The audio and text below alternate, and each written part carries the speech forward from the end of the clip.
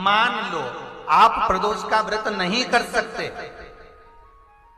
आप अगर व्रत नहीं कर सकते तो प्रदोष के दिन, प्रदोष काल में शाम का समय सूर्य अस्त का कुछ पल, कुछ घड़ी के पहले से लेकर बाद तक का प्रदोष काल के अंतर्गत आप शंकर जी के मंदिर में जाकर 1 लोटा पानी, 5 बेलपत्र भी अगर समर्पित करते हैं तो संपूर्ण प्रदोष का फल आपके भाग्य में प्रबल हो जाता है। प्रदोष काल में लगाया गया दीपक 5 स्थान पर फल देता है। पहला स्थान, अगर हमको या हमारे परिवार में किसी को काल सर्प दोष है तो हमारा प्रदोष का लगाया गया दीपक कहीं पूजन मत कराओ, वो दीप जलाने से ही काल सर्प दोष समाप्त होता चले जाता है। दूसरा स्थान, पितृदोष।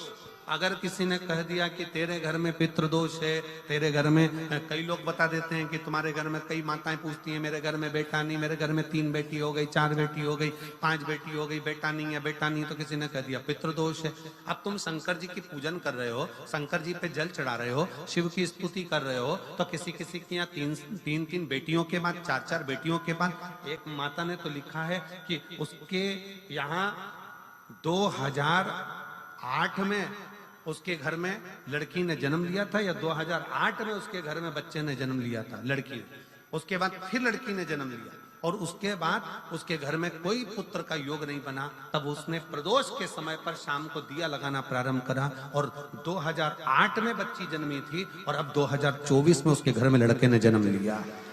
कि प्रदोष काल का लगाया गया दीपक, प्रदोष काल, प्रदोष के दिन, प्रदोष काल का जो दीपदान होता है वो सरल नहीं होता, वो सहज नहीं होता, 5 स्थान की पूर्ति करता है। पहला स्थान किस चीज के लिए? काल सर्प दोष के लिए। दूसरा पितृदोष। कैसा भी तुम्हें कोई पितृदोष बता दे, कितना भी तुमसे कोई कह दे कि तेरे घर में पितृ का दोष है, तेरे घर में ये दोष है, अगर आप प्रदोष के दिन, प्रदोष काल में, अर्थात सूर्य अस्त के समय के 2:45 तक का जो समय होता है, 2 घंटे के समय का, उसके अंतर्गत अगर आप प्रदोष काल के समय में भगवान शंकर को दीप लगाने के लिए अगर पहुंचे हो तो वो आपको फल देगा ही, पितृदोष का निवारण होगा ही, चाहे तुम कुछ करो चाहे मत करो, वो पितृ की शांति करा दे। दूसरे नंबर पर है पितृदोष। तीसरे नंबर पर है वास्तु दोष। हमारे घर का, अब एक बहुत सावधानी से श्रवण करने वाला विषय है, वंश की वृद्धि नहीं है। 30 वर्ष शादी के हो गए, 40 वर्ष शादी के हो गए और औलाद है ही नहीं। डॉक्टर ने भी हाथ नीचे कर दी, टेस्ट पे भी करवाया, IVF करवाया, सब कुछ तुमने करवा लिया, तो भी औलाद नहीं है। तब आखिरी में एक काम चालू करो, प्रदोष का दिन दोनों पति पत्नी व्रत चालू कर दो प्रदोष का, और प्रदोष काल में शाम के समय जाकर एक ही दिए में 2 लंबी बाती जानते हो ना, रुई की लंबी कपास की बाती 2, और दोनों बाती एक ही दिए में रखकर पति पत्नी दोनों उसको प्रज्वलित करना प्रारंभ करें, बाबा संतान देकर ही रहेगा। दीप की जो बाती में अंतर आ जाता है, एक गोल बाती में और लंबी बाती में अंतर आता है, बहुत अंतर आता है। पितरों के लिए गोल बाती का प्रयोग बहुत कम होता है महाराज, देवी जी के लिए, माता रानी के लिए, जगत जननी के लिए गोल बाती का प्रयोग बहुत कम होता है महाराज, ध्यान रखिएगा। एक पितृ के लिए, एक जगत जननी जगदम्बा दुर्गा भवानी के लिए गोल बाती का प्रयोग कम होता है, लंबी बाती का प्रयोग ज्यादा। क्यों? क्योंकि हमारे घर की कुल देवी और हमारे घर के पितर हमारे वंश की वृद्धि करें, इसलिए लंबी बाती रखी जाती है, जिससे हमारा वंश बहुत लंबा चले, बहुत उन्नति की ओर बढ़े, इसलिए लंबी बाती। शिव महापुराण की कथा कहती है 5 जगह पर हमारा जलाया गया एक दीप जो प्रदोष के दिन, प्रदोष काल में लगाया जाता है, 5 जगह पर भारी पड़ता है। पहले नंबर पर, जम के बोलते जाओ, काल सर्प दोष। दूसरे नंबर पर पितृदोष। तीसरे नंबर पर घर का वास्तु दोष। हमारे घर में कितना भी वास्तु दोष है, कोई ने कह दिया यहाँ बाथरूम नहीं बनना थी, यहाँ पर शौचालय नहीं बनना था, यहाँ सीढ़ी नहीं बनना थी, वो सीढ़ी वहां बनना थी, ये सीढ़ी वहां बनना थी।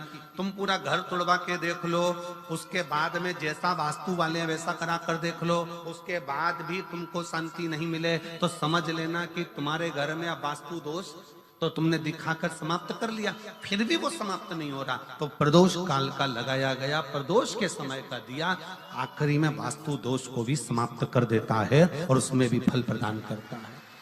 काल सर्प दोष, पितृदोष, वास्तु दोष, चौथे नंबर पर 1 रुपया कमाया, 1.25 रुपये खर्च हुआ, पैसा आया गया।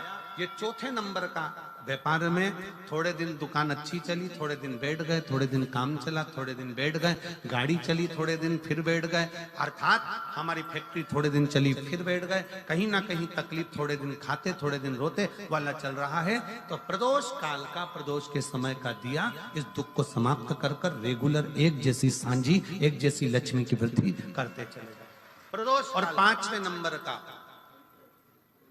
प्रदोष काल का दिया, प्रदोष समय का दिया 5वें नंबर पर रोग का निवारण, रोग निवारण। ये 5 स्थान जो बताए गए हैं प्रदोष काल के दिन, प्रदोष के दिन दीप प्रज्वलन के। प्रदोष व्रत का इतना महत्व है महाराज। ये प्रदोष व्रत होता क्या है, प्रदोष व्रत का महत्व क्या है? शिव महापुराण की कथा कहती है शंकर भगवान का प्रदोष का व्रत, अर्थात चंद्रदेव को जो क्षय रोग हो गया, बीमार पड़ गए, शरीर गलकर नीचे गिरने लगा, तब देव ऋषि नारद ने भगवान चंद्र को शंकर भगवान के पूजन का विधान बताया और पूजन करते करते त्रयोदशी तिथि आ गई, जिस त्रयोदशी के दिन चंद्रदेव ने सुबह से शाम तक कुछ नहीं खाया। शाम के समय सूर्य अस्त के पहले चंद्रदेव ने स्नान किया, श्वेत वस्त्र धारण करे और श्वेत वस्त्र धारण कर कर चंद्रदेव शंकर के शिवलिंग की पूजन करने बैठ गए। शंकर भगवान के शिवलिंग की पूजन जब चंद्रदेव ने करी, हाथ में अक्षत लेकर चंद्रदेव ने शंकर को समर्पित करे, ओम उमापति नमः कहकर जब चंद्रदेव ने शिव को समर्पित करे, भगवान शंकर त्रयोदशी के दिन प्रदोष समय में, प्रदोष काल में प्रकट हो गए और प्रकट होकर बोले, ऐ चंद्र, तुमने आज मेरा अनुरोधन किया है, आज मेरा स्मरण किया है, जाओ आज त्रयोदशी के दिन प्रदोष काल में मैं तुम्हारे शरीर को स्वस्थ करता हूं। तब से ये प्रदोष व्रत प्रारंभ हुआ है महाराज। किसने करा है प्रदोष व्रत? भगवान विष्णु ने करा था। जब घोड़े का मुंह लगा, हयग्रीव अवतार, लक्ष्मी जी हंस दी थी तो घोड़े का मुंह भगवान विष्णु का लगा, तब भगवान विष्णु ने प्रदोष व्रत करा था। भगवान प्रदोष व्रत 11, 26 अवश्य करना चाहिए, या तो 11 करो या 26 करो, करना चाहिए। प्रदोष कोई साधारण सा व्रत नहीं है, प्रदोष कोई निम्नता व्रत नहीं है, सहजता का। एक एक प्रदोष का महत्व शास्त्र वर्णन करता, शिव महापुराण कहती है एक एक प्रदोष का महत्व, एक एक प्रदोष।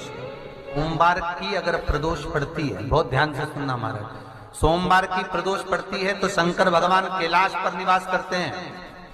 मंगलवार की प्रदोष पड़ती है तो शिव काशी में निवास करते हैं। बुधवार की प्रदोष पड़ती है तो शिव रजत भवन में निवास करते हैं। गुरुवार की प्रदोष पड़ती है तो शिव गंगा के स्थल पर निवास करते हैं। शुक्रवार की अगर प्रदोष पड़ती है तो शिव नीलकंठ पर विराजमान होते हैं। शनिवार की अगर प्रदोष पड़ती है तो शिव शमी के वृक्ष के नीचे रहते हैं।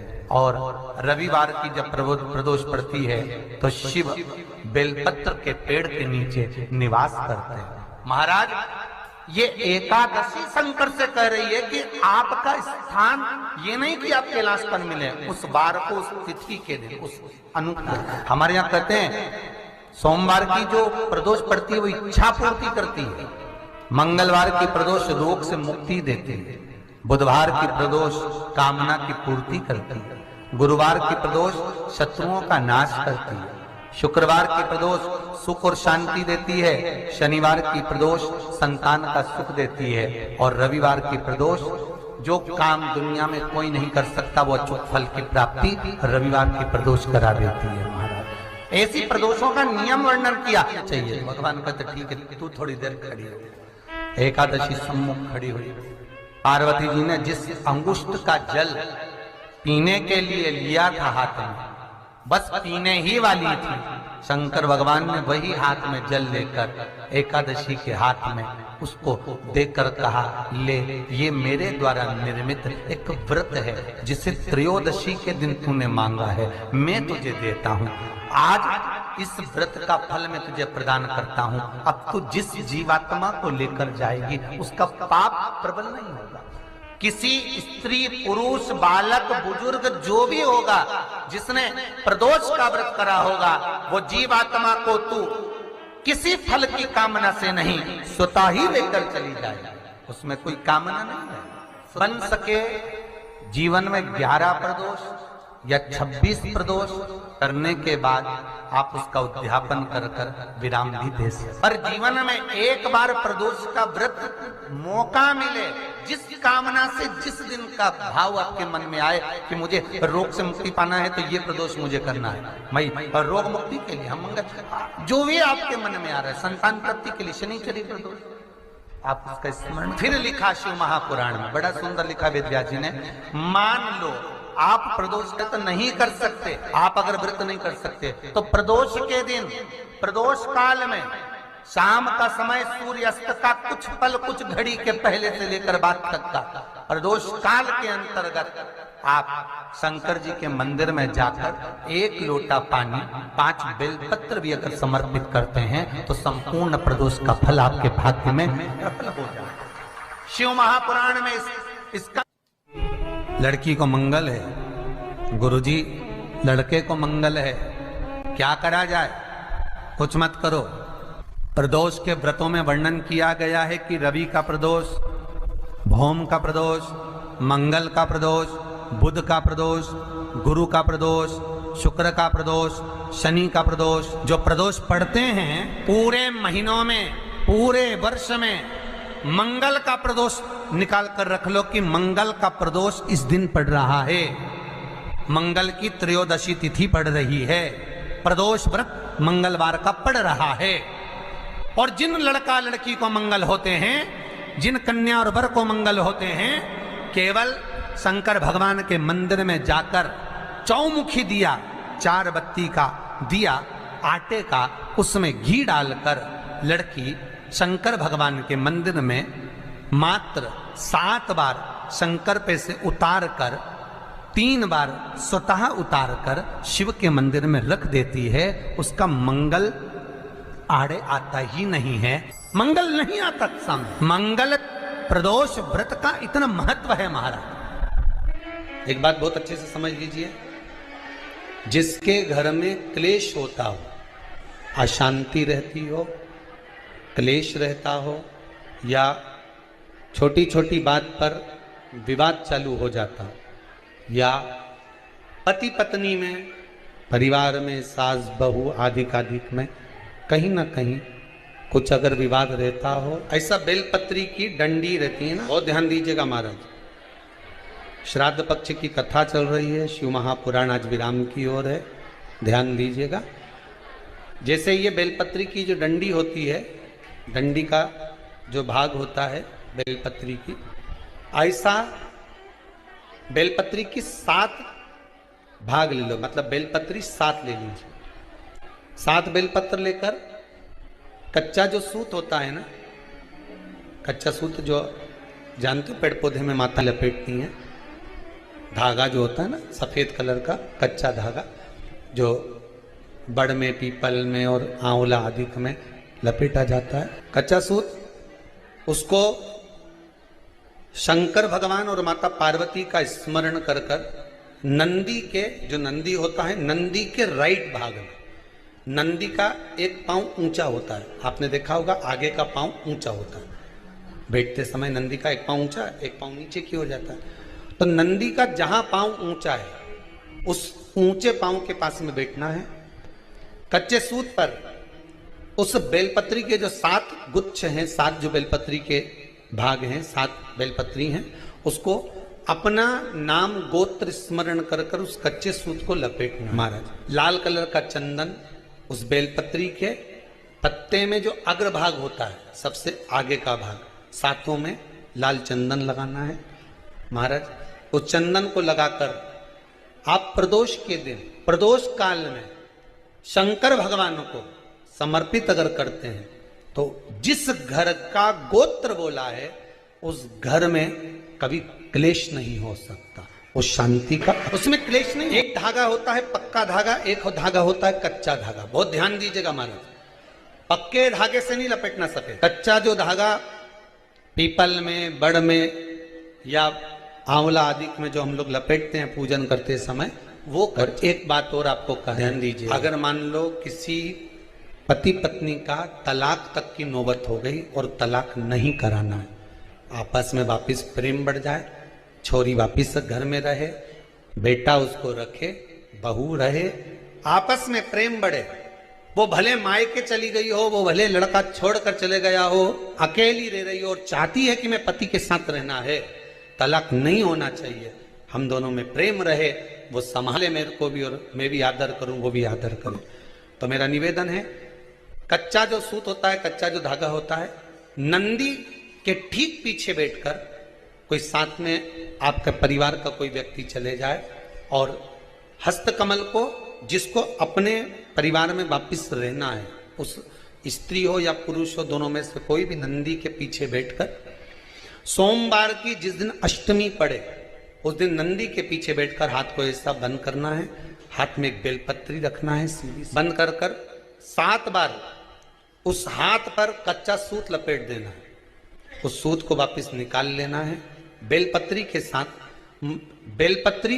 साथ में वो बेलपत्री को तो अपने पास में रखना। सबसे पहले माता पार्वती का जो हस्तकमल ऐसा होता है शिव मंदिर में, उस हस्तकमल में वो सूत जो आपके हाथ से निकला है वो उसमें डाल देना है, माँ जगत जननी से प्रार्थना कर कर, और जो बेलपत्री आपने संबंध को जोड़ने के लिए अपने हाथ में ली है वो शंकर भगवान के कटी भाग में, फिर निवेदन करूंगा कटी भाग को समझ, ये शिवलिंग रखा है, जहां पर शंकर भगवान का शिवलिंग, माता पार्वती जी के हस्त कमल पर जो शिवलिंग रखा है, ये भाग कटी भाग कहलाता है। इस जगह पर जहां शंकर और पार्वती का मिलन हुआ है, उस जगह पर उस बेलपत्री को रख देना। महाराज ज्यादा से ज्यादा 3-4 महीने लगते हैं, दोनों में वापिस प्रेम बढ़ जाता है, दोनों एक हो जाते हैं। तलाक तक बात चल भी रही हो तो वो तलाक समाप्त हो जाता है, प्रेम, करुणा, आसक्ति, स्नेह बढ़ जाता है।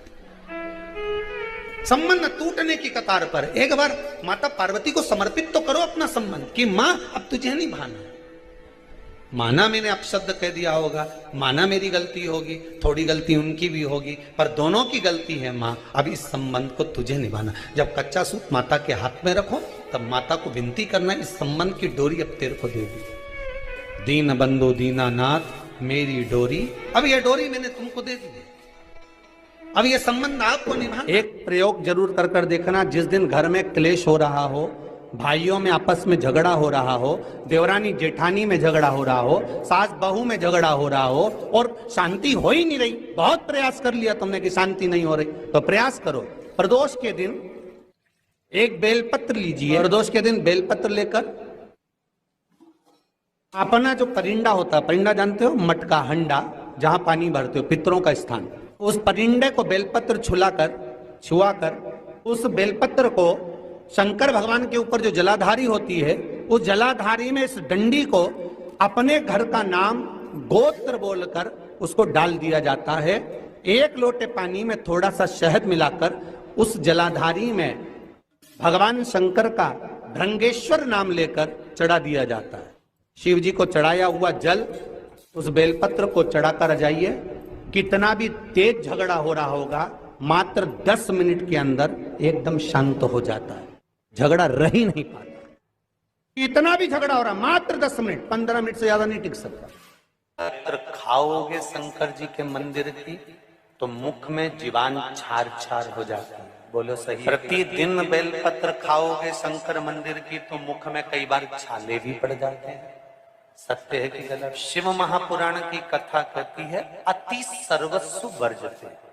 आपको अगर बेलपत्र खाना है, हफ्ते में 2 खाओ, हफ्ते में 3 खाओ, मुंह में अगर छार छार हो रहा है, छाले पड़ रहे हैं, तो बेलपत्र को, शिवजी की चढ़ी हुई बेलपत्र को सुखाकर चूरा बनाकर इतनी सी चुटकी भर खा लिए, पानी पी। लीवर गड़बड़ हो गया है, डायलिसिस चल रहा है, किडनी गड़बड़ हो गई है, डॉक्टर बोल रहा है कि डायलिसिस करवाना पड़ेगा, तो बेलपत्री के पीछे की जो डांट है, इसको आप लोग तोड़ के फेंक देते हैं। वो बेलपत्री के पीछे की जो डांट है, ब्रह्मा विष्णु महेश, समझ में आ रहा है आप लोगों को?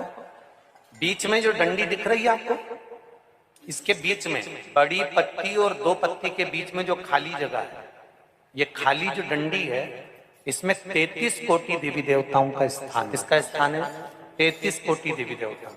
इसलिए बेलपत्र चढ़ाते समय बेलपत्र को इस जगह से पकड़कर समर्पित किया जाता है कि 33 कोटि देवी देवताओं का स्पर्श कर कर, ब्रह्मा विष्णु महेश का स्पर्श कर कर चढ़ाया जाता है। बेलपत्री के नीचे की जो डंडी होती है, ये 2 पत्ती से लेकर नीचे का जो भाग होता है, ये स्कंद पुराण कहती है, इसमें 64 योगनियां और मेरी माता पार्वती का संपूर्ण जितनी शक्तियां हैं, वो सारी शक्तियां इस डंडी के अंदर विराजमान होती हैं। इस डंडी के पीछे एक गोखरू होता है, जिसको माताएं तोड़ देती हैं।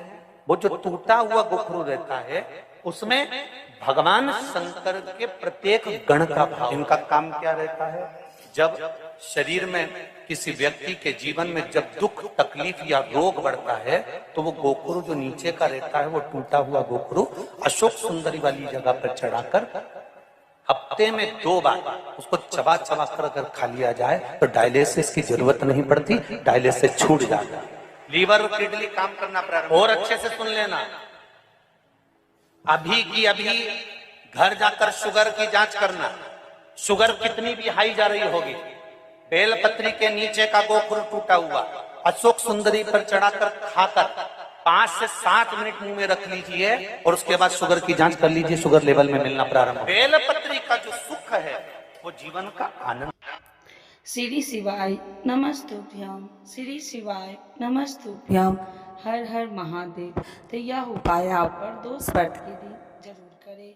इस उपाय को करने से होगी हर मनोकामना पूरी। तो आप लोग यह उपाय करने से देखिए क्या क्या होता है। श्री शिवाय नमस्तुभ्यम, श्री शिवाय नमस्तुभ्यम, हर हर महादेव।